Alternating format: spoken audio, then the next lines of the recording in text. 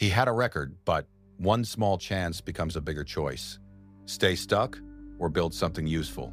He picks landscaping because honest work keeps hands busy and minds from drifting. Soon, he hires people with the same kind of past, but they show up shaky, doubtful, and late. The first week is rough because broken habits do not vanish just because someone wears a uniform. One misses the alarm, another snaps, and trust starts to crack. Instead of letting the crew fall apart, he pulls them in and says, "You are here to stay." Then one worker nearly walks away after a mistake, but the crew grabs the bags, finishes the job, and proves this is more than a paycheck. He stays, the worker stays too, and that is how change starts. The smartest advice can still fail if nobody understands it. She sees it over and over. The nod means yes, but the blank face means the message got lost.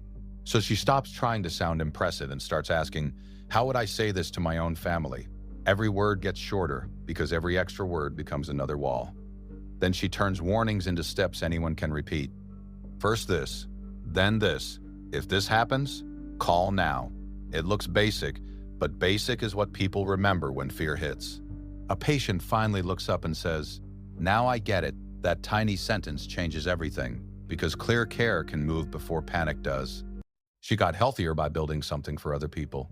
It says, "I needed this exact advice." That hits harder than praise because she sees her struggle is shared. The first replies are small, so she almost deletes everything. Then more messages arrive from people fighting the same quiet battle, and each one makes the path clearer. So she stops hiding and builds the business anyway, because what helped her can help someone else start faster. He didn't build an app to impress anyone. He built it so school would stop excluding people. At first, the app looks clean, but the first test still drops people on hard steps. That failure tells him the problem is bigger than style. So he strips away extra buttons, rewrites the words in plain language, and makes the app read directions out loud. Each fix helps one more student, but each fix also reveals a new barrier. Then a quiet classmate finishes the work alone. That is when he gets it. This was never about code, it was about dignity. So he keeps building because if someone still can't learn easily, the app is not finished. The cure did not begin with success. It began with the worst results.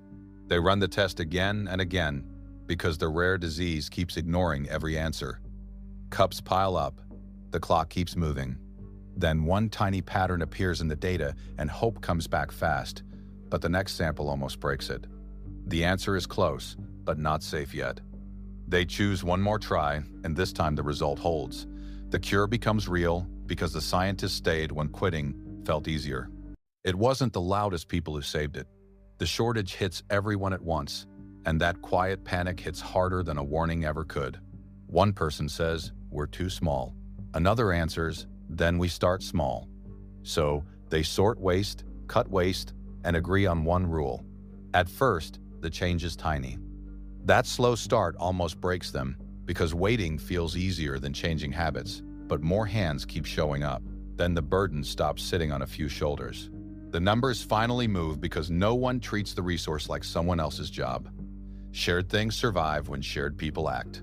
One broken system, one calm mind, one way home. The cabin stays silent, the panel stays dead, and he knows waiting burns time. So he opens every storage latch and asks, "Okay, what still works?" A first repair fails, but he does not quit. He studies the loose wire, finds one weak point, and builds a rough bridge from the smallest parts left. The second fix nearly slips, and the dark feels close enough to touch. But he breathes slow, makes one final move, and the route back comes alive. The best dish in the room was the one nobody could eat until he changed it. He sees the pause and knows the meal is failing the people it should welcome. So he starts over with safe ingredients, because one plate for everyone beats a special plate for one person. He swaps out the risky parts, but now the flavor has to prove itself. The first test is small, and the room leans in when the taste still lands. Then one guest finally says, "I stopped asking because being difficult felt easier than being left out." That is the real failure, not the recipe. So he keeps cooking like belonging matters, and when the food reaches everyone, the table changes first. He treated more people by seeing fewer of them in person. Every late arrival felt the same.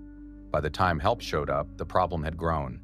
So he builds a simple video check-in because a tired parent, a worker, or an older patient should not lose hours just to ask one question. He wants care to start before the ride becomes a barrier.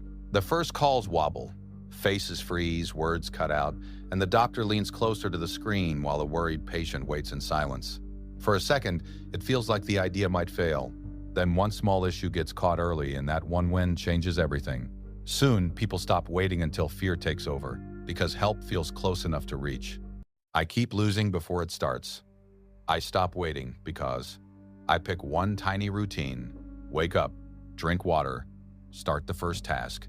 The first days feel almost pointless. Nothing dramatic happens, so I want to drop it. But when I skip it, the day wobbles. Then a bad morning hits, and I still do it. The habit feels boring, nobody is watching, but I keep it anyway. What is one routine you can repeat today?